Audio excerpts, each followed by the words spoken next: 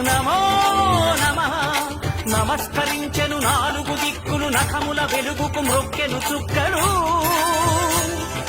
గోపుర రూపము దాల్చినది ఆ దివ్య సుదర్శన చక్రము మంగళహారతులిచ్చినది